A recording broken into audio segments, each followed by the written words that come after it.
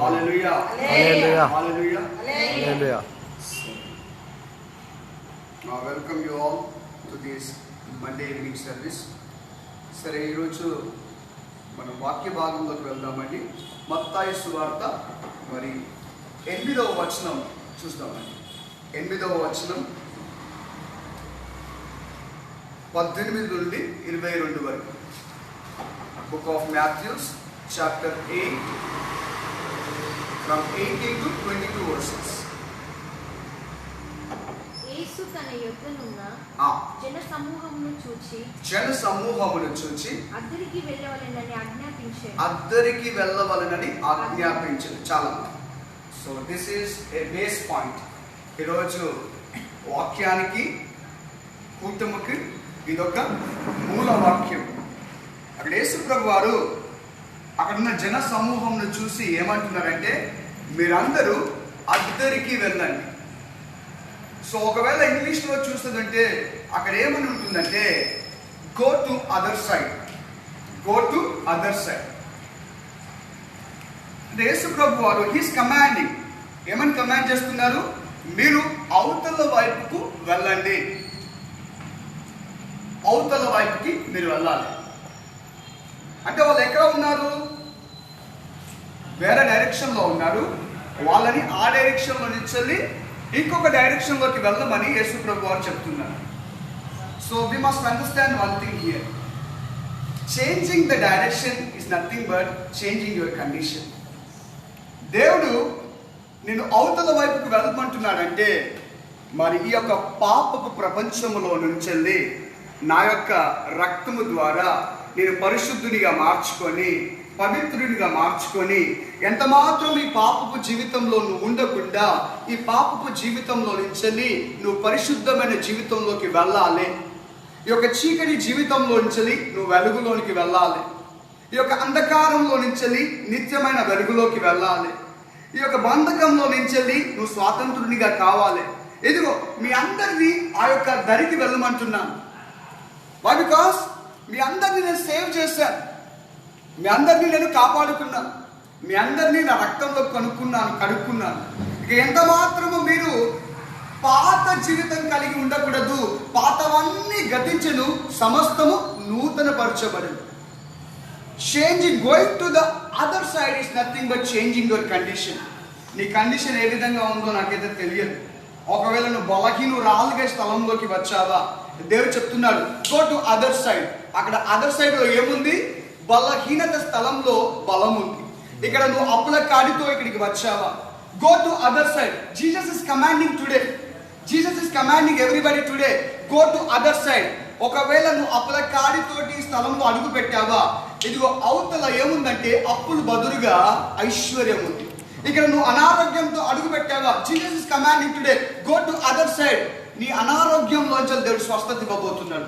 నువ్వు శాపంతో ఇక్కడ అడుగు పెట్టావా, శాపంని విమోచించి నేను గొప్ప వ్యక్తిగా చేయాలని దేవుడు ఈరోజు ఏం చెప్తున్నాడంటే, గో టు అదర్ సైడ్. ఒకవేళ అదే మత్తయి సువార్త 8వ అధ్యాయము, ఈసారి మనము 17వ వచనం చదువుకుందాం. ఇంతకుముందు 18 చదువుకున్నాం, 17వ వచనం చదువుకుందాం. ఆయన మాట వలన రోగుల నెలను స్వస్థపరిచి, అందువలన ఆయనే మన బలహీనతలన్నింటినీ భరించి మన రోగములను ప్రవక్త యెషయా ద్వారా చెప్పబడిన మాటలు నెరవేర్పులోకి వచ్చాయి. అయితే ఏం చెప్తున్నాడు? మనని అవతల డైరెక్షన్లోకి వెళ్లే ముందు దేవుడు ఏం చేశాడు? ఇక్కడ మన పాపములను, శాపములను, అతిక్రమములను, నేరములను, దోషములను, ప్రతి విధమైన అనారోగ్యమును తీసివేశాట. What is saying that? ఈ saying that go to other side. If you go to other side, your condition is going to be changed. ఆమేన్. Today you need to go to other side. Today everybody need to go to other side. Why? Because your condition is going to change. God is giving a new condition today. God is taking to the new condition today. From the depth to the prosperity. From the disease to the healing. Amen. From condition to unconditional favor. God is taking today. God is taking tonight. Amen. Share up, my dear brothers and sisters. God is commanding today. నువ్వు అవతల వైపుకు వెళ్ళు. ఈ వైపు నీకు సంబంధించింది కాదు. ఇది పాపపు జీవితం. ఇక్కడ శాపం ఉంది, ఇక్కడ నరకం ఉంది, ఇక్కడ చీకటి ఉంది, ఇక్కడ దురాత్మల యొక్క ప్రభావం ఉంది. వీటన్నిటిని పడగొట్టి నేను చెప్తున్నాను, నువ్వు వెళ్ళు ఆ డైరెక్షన్లోకి. ఇప్పుడు ఆ డైరెక్షన్లోకి వెళ్ళినప్పుడు నీకేం కలుగుతుందట? నీకు మహిమ కలుగుతుంది, నీకు తేజస్సు కలుగుతుంది, నీకు వెలుగు కలుగుతుంది, నీకు ప్రాస్పారిటీ వస్తుంది, నీకు గర్భఫలం వస్తుంది, ప్రతి విధమైన ఆశీర్వాదం నీకు రాబోతున్నాయి రాత్రి అంతే. సరే 19 చదువుకుందాం అమ్మ. 18, 19. 18 చదివా, 19 చదువుకుందాం. అంతటా ఒక శాస్త్రి వచ్చి, అంతలో ఒక శాస్త్రి వచ్చాడు. శాస్త్రులు, బోధకుడా నువ్వు ఎక్కడికి వెళ్ళినను నీ వెంట వచ్చుదునని ఆయనతో చెప్పాను. This is very very important అమ్మా. దేవుడు ఏమని చెప్తున్నాడు ఇక్కడ? నీ కండిషన్ని నేను మారుస్తున్నాను, నువ్వు వేరే డైరెక్షన్లోకి వెళ్ళాలన్నప్పుడు వెంటనే ఎవరు వచ్చాడు అక్కడికి? ఒక పరిసయ్యుడు, శాస్త్రుడు వచ్చాడు. శాస్త్రుడు వచ్చి ఏమంటున్నాడు? బోధకుడా. అతను కూడా ఏమని పిలుస్తున్నాడు? బోధకుడా. నువ్వు ఎక్కడికి వెళ్తే నీతో పాటు నేను వస్తాను అంటున్నాడు. wherever you go my master I am going to follow you. అతను ఏమని పిలుస్తున్నాడు యేసు ప్రభుని? బోధకుడా. బోధకుడా, నువ్వు ఎక్కడికి వెళ్ళినను నీతో పాటుగా నేను రాబోతున్నాను. ఒకళ్ళ శాస్త్రుల గురించి, పరిచయాల గురించి మనం బైబిల్ చదివేది ఉంటే చాలా సందర్భంలో వారి గురించి ఈ విధంగా బైబిల్ మాట్లాడుతూ ఉంది. వారిలో ఏముందట? స్వనీతి. వారిలో ఏముంది? Self righteousness. ఒకసారి ఈ పరిచయుడు, శాస్త్రుడు, అదేవిధంగా సుంకరి మధ్యలో ఒక సన్నివేశం జరుగుతూ ఉంది. సుంకరి అట ఆ యొక్క దేవాలయం యొక్క గవిని వద్ద ఉండి రొమ్ము కొట్టుకుంటూ, నేను దేవాలయంలోకి ప్రవేశించుటకు అర్హుడను కాను అని అతను ప్రార్థన చేస్తూ ఉంటే, ఈ పరిసయ్యుడు, శాస్త్రుడు మాత్రం ఏ విధంగా ప్రార్థన చేస్తున్నాడు? నేను వారానికి 3 సార్లు ఉపవాసం చేస్తాను, దశమ భాగం ఇస్తాను, ప్రత్యేకమైన కానుకలు ఇస్తాను, కృతజ్ఞత కానుకలు ఇస్తాను, వీటన్నిటితో పాటు అనేక మందికి నేను సహాయం చేస్తానని గట్టిగా చెప్తున్నాడట. వీధులలో, సంత వీధులలో గట్టిగా ప్రార్థన చేస్తున్నాడట. అంటే వారిలో ఏముంది? శాస్త్రులలో ఏముంది? Self righteousness. వారిలో ఏముంది? సెల్ఫ్ రైచియస్నెస్, స్వనీతి. ఇంకో కొన్ని సందర్భంలో యేసు ప్రభు దగ్గరికి వచ్చి శాస్త్రులు ఏమని పరీక్షించారట. నువ్వు దైవ కుమారుడు అయితే మరి దేవుని యొక్క మహిమను చూపవా? ఆకాశంలో ఒక సూచక క్రియ చేయవా? అంటే శాస్త్రాల్లో ఎలాంటి బుద్ధి ఉంది? టెస్టింగ్ చేసే బుద్ధి. దేవుని ఎప్పుడు మనం టెస్ట్ చేయద్దు, కానీ టెస్ట్ చేయాలి. When you come to the presence of the God, you should not test the God, you must taste the presence of the God. Amen. When you come to the presence of the prophet, you should not test the prophet, you must taste the prophet. అయితే వారిలో ఇంకొకటి ఏం గుణం ఉన్నది? పరీక్షించే గుణం ఉంది. స్వనీతి అనే గుణం ఉంది, పరీక్షించే గుణం ఉంది. వాళ్ళు మాత్రమే నీతిమంతులు, ఇతరులు నీతిమంతులు కాదనే ఒక అభిప్రాయం వారిలో ఉంది. వారిలో అవిశ్వాసం కూడా ఉంది. ఎలాంటి అవిశ్వాసం? ఇతను మనుష్య కుమారుడు కాదు, ఇతను దైవ కుమారుడు కాదు, ఇతను తానే దేవునిగా చెప్పుకునిచున్నాడని యేసు ప్రభు గురించి ఒక నింద వేస్తున్నారు. ఎవరు? శాస్త్రులు. అలాంటి శాస్త్రులలో ఒక శాస్త్రి వచ్చేసి ఏమని చెప్తున్నాడు? ప్రభువా, నువ్వు ఎక్కడికి వెళ్తే నేను నీతో పాటు అక్కడికి వస్తాను. అయితే దేవుడు ఏమని చెప్తున్నాడు? యేసు ఏమని చెప్తున్నాడు? చదవమ్మా 19.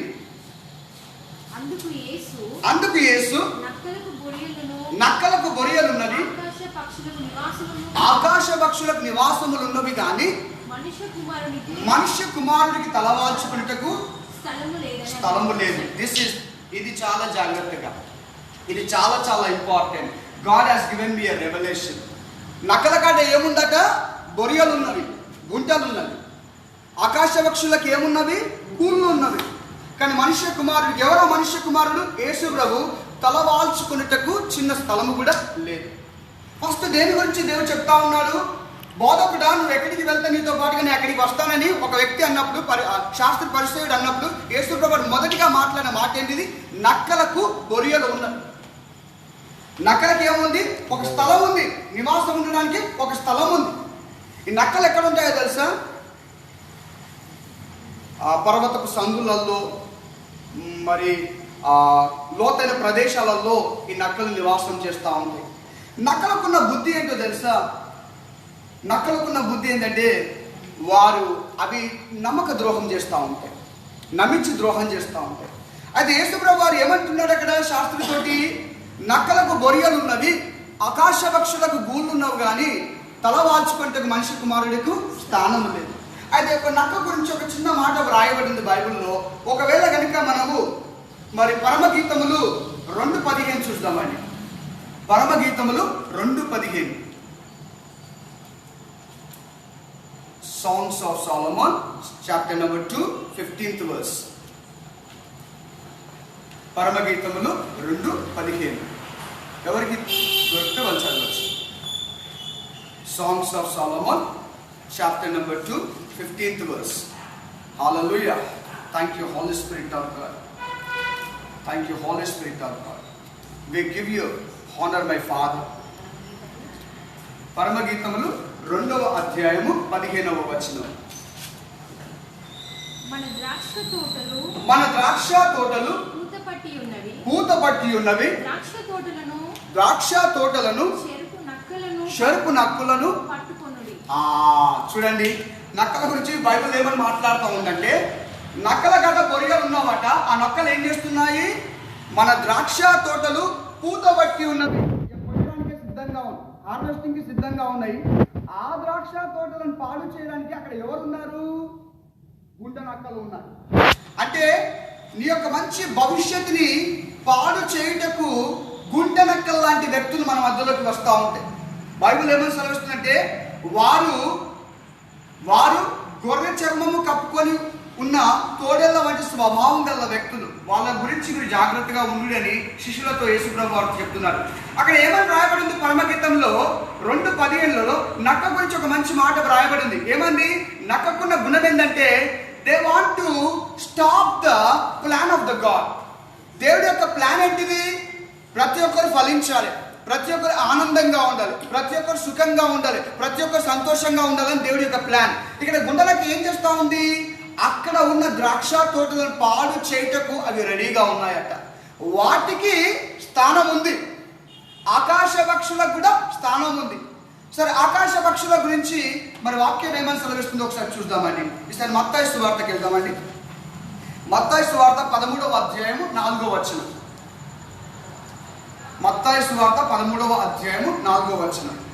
వాడు విత్తుచుండగా త్రోవ పక్కన పడెను. పక్షులు వచ్చి వాటిని మృంగివేసి. చూడండి, పక్షులకున్న గుణం ఏంటంటే, they never stay at one place. అవి ఒక్క స్థలంలో నిల్చొని ఉండవు. అంటే ఇక్కడికి అక్కడికి ఎగురుతూ ఉంటాయి. అయితే విత్తువాడు విత్తనాలు విత్తుతా ఉన్నాడు. ఒక విత్తనం ఏమైంది? త్రోవ పక్కలో పడ్డది.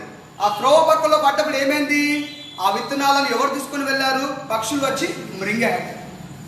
పక్షులకున్న గుణం ఏంటిది?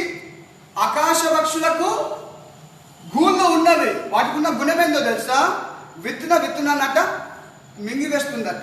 ఆ కుక్క దగ్గర స్థిరంగా ఉండదు. వాళ్ళ మైండ్ కాన్స్టెంట్గా ఉండదు, చంచలమైన మనస్సు, ఎప్పుడు కన్ఫ్యూజన్ స్టేటస్లో ఉంటారు. చూడండి, యేసుప్రభువు వారు ఏమని చెప్తున్నారంటే, ఆ యొక్క వ్యక్తితో, నక్కలకు బొరియలు ఉన్నవి, ఆకాశ పక్షులకు గూళ్ళు ఉన్నవి, తలవాల్చుకొట్టుకు మనుష్య కుమారుడికి స్థలమైన లేదు. అంటే నీ హృదయం అనే గృహంలో నక్కలకు స్థానం ఇస్తున్నావు. నక్కలు ఎలాంటి? ఇతరుల మేలును ఓర్వలేని మనస్సు.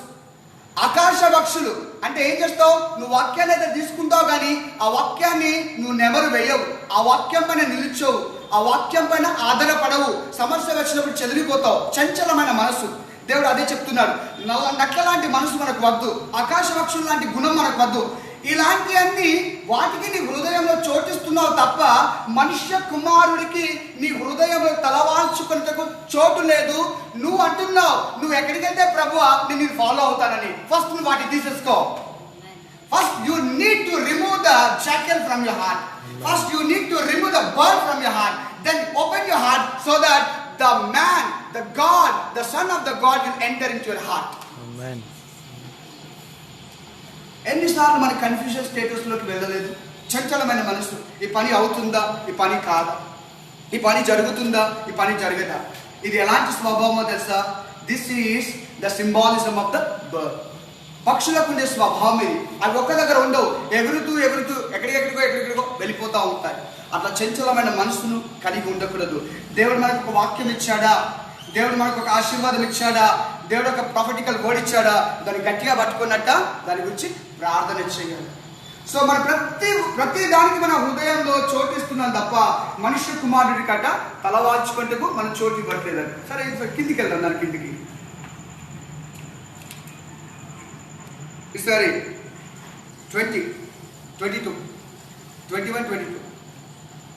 శిష్యులలో మరి ఒకడు ఈసారి ఇంకోరు వచ్చారు. ఇంతకుముందు శాస్త్రి వచ్చారు. శాస్త్రి వచ్చి ఏమంటున్నారు? Master wear ever you go I follow you. Master wear ever you go I follow you. అయితే ఈసారి శాస్త్రి పని అయిపోయింది. ఈసారి ఎవరితో మాట్లాడుతున్నారు? శిష్యులలో ఒకరు.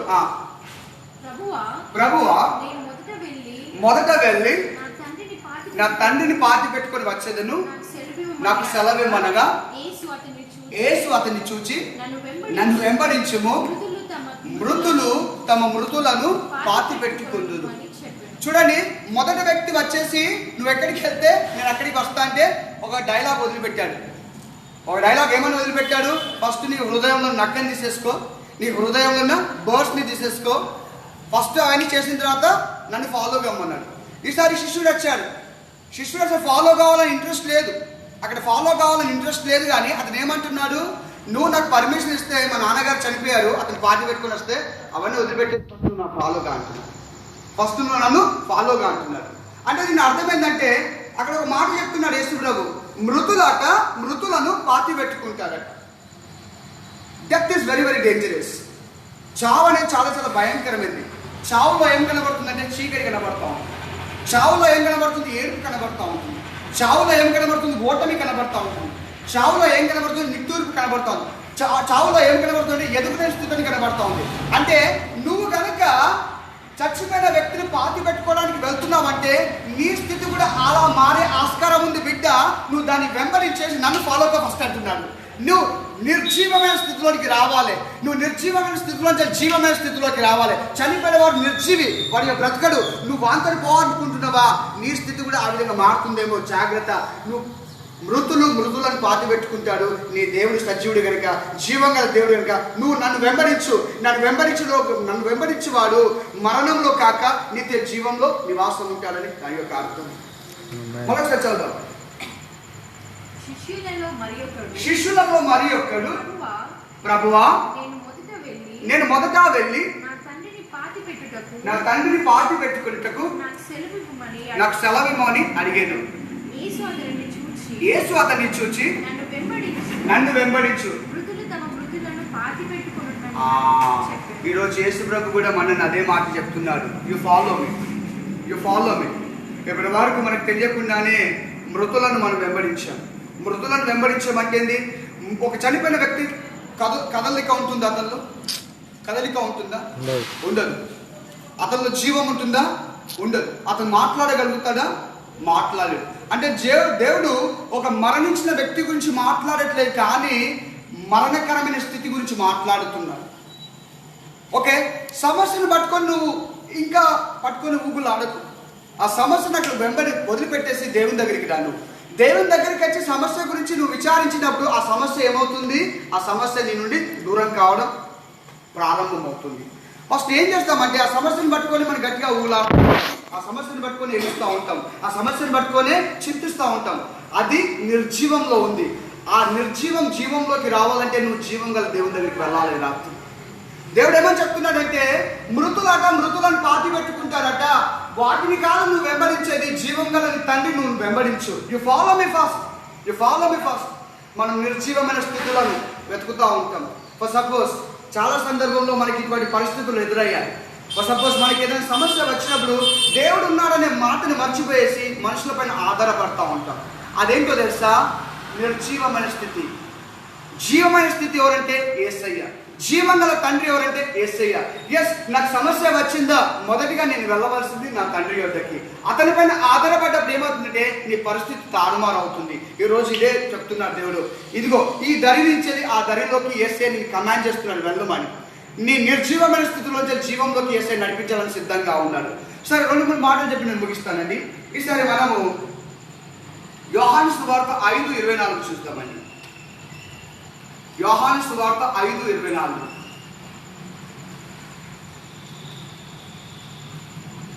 యోహాను సువార్త 5:24. Thank you Holy Spirit of God. Thank you Jesus. యోహాను సువార్త 5వ అధ్యాయం 24వ వచనం. నా మాట విని నన్ను పంపిన వాని యందు విశ్వాసముంచువాడు నిత్య జీవం గలవాడు. మన తండ్రి ఎలాంటి స్వభావం గలవాడు, నిత్య జీవం గలవాడు. ఇక్కడ శిష్యుడు ఏమని చెప్తున్నాడు? నువ్వు నాకు పర్మిషన్ ఇస్తే నా తండ్రిని వెళ్ళి పాతి పెట్టుకొని వస్తాను. అయితే దేవుడు ఏమని చెప్తున్నాడు? అది మృతులు చేయవలసిన పని. నీ తండ్రి జీవం గలవాడు, నిత్య నివాసి గనుక నువ్వు నన్ను ఫస్ట్ వెంబడించు. అంటే what Jesus is saying that you follow the eternal life. But what you want to follow? You want to follow the eternal death. Eternal death ఉంది, ఎటర్నల్ లైఫ్ ఉంది. ఈ యొక్క భూ సంబంధమైన వాటిపైన నీ మనసుని కేంద్రీకరిస్తూ వాటి గురించి ఆలోచిస్తున్నావా, నువ్వు ఎటర్నల్ డెత్ లోకి వెళ్ళిపోతావు. జీవం గల దేవుడి అతని మాట పైన ఆధారపడి ముందుకు వెళ్తా ఉంటావా, నీవు ఎటర్నల్ డెత్ లోకి కాకుండా ఎటర్నల్ లైఫ్ లోకి వెళ్తావు. అయితే దేవుడు ఏమని చెప్తున్నా అంటే ఆ వ్యక్తితోటి, you follow me first, I will give you eternal life. But you are choosing eternal death. That is not my plan. అది నా ప్లాన్ కాదు. నా ప్లాన్ ఏంటంటే మన అందరినీ, ఇక్కడ ఉన్న వారందరినీ ఎటర్నల్ లైఫ్ లోకి తీసుకువెళ్ళాలని దేవుడి యొక్క వాంఛ, దేవుడి యొక్క చిత్తం. ఆమేన్. సరే, ఇంకొక మాట చూస్తాం. అది అదే యోహాను సువార్త 11:25 చూస్తాం. ఇస్తాను 11:25. Thank you Holy Spirit of God. Thank you Jesus. అందుకు యేసు పునరుద్ధానమును జీవమును నేనే, నా యందు విశ్వాసం ఉంచేవాడు చనిపోయినను మరలా బ్రతుకును. నా యందు విశ్వాసం ఉంచువాడు, ఒకవేళ ఆయన ఇన్స్ట్రక్షన్ ని తలచోవి పెట్టి ఒకవేళ ఎటర్నల్ డెత్ కి వెళ్ళినా కానీ యేసయ్య నా దేవుడని ఒకసారి నువ్వు మనసారి అనుకున్నట్టయితే ఆ ఎటర్నల్ డెత్ లోంచి ఎటర్నల్ లైఫ్ లోకి తీసుకురావడానికి అతని శక్తిమంతుడు. చూడండి, సంసోను ఏం చేశాడు? దలీలా మోహంలో పడిపోయి సమస్తం కోల్పోయాడు. కోల్పోతున్న క్రమంలో చివరిలో ఒక విజ్ఞాపన చేసుకుంటాడు యెహోవా దేవుడి దగ్గర. తిరిగి నా బలము నాకు అనుగ్రహించవా అన్నప్పుడు యెహోవా దేవుడు ఆమేన్ అన్నప్పుడు ఆ బంధకంలో ఎప్పుడైతే లాగాడో పెద్ద పెద్ద స్తంభాలు కూలిపోయాట. అక్కడున్న ఫిలిస్తీయులు అందరూ చచ్చిపోయారు. అంటే దేవుడు చనిపోతున్న సైతం వారిలో నుంచి కూడా జీవం తీసుకొచ్చేసి నీ శత్రువుని పాదంలో కిందికి తీసుకురాగలుగుతాడు. అది దేవుడి యొక్క క్వాలిటీ. దేవుడు నిన్ను ఎలా ఉంచాలని చూస్తున్నాడంటే ఎటర్నల్ లైఫ్ లో నువ్వు ఉండాలని దేవుడు చూస్తున్నాడు. కానీ మన పరిస్థితులను బట్టి ఎటర్నల్లోకి డెత్లోకి వెళ్ళాలని మనం ఆశపడుతా ఉన్నాం. ఇంకో మాట చూస్తామని ఇక్కడ రెవల్యూషన్ 1:18, ప్రకటనలు 1:18. ప్రకటనలు 1:18. Thank you Holy Spirit of God. Thank you Holy Spirit of God. Thank you Jesus. Thank you Jesus. Yes, నేను మొదటి వాడను కడపటి వాడను జీవించిన వాడను మృతుడనైతిని గాని ఇదిగో యుగ యుగములు నేను సజీవుడిగా ఉన్నాను. అక్కడ శిష్యుడు ఏమన్నా? శిష్యుడే అతను. శిష్యుడు అనగా ఏంటి? గురువును అనుసరించేవాడు శిష్యుడు.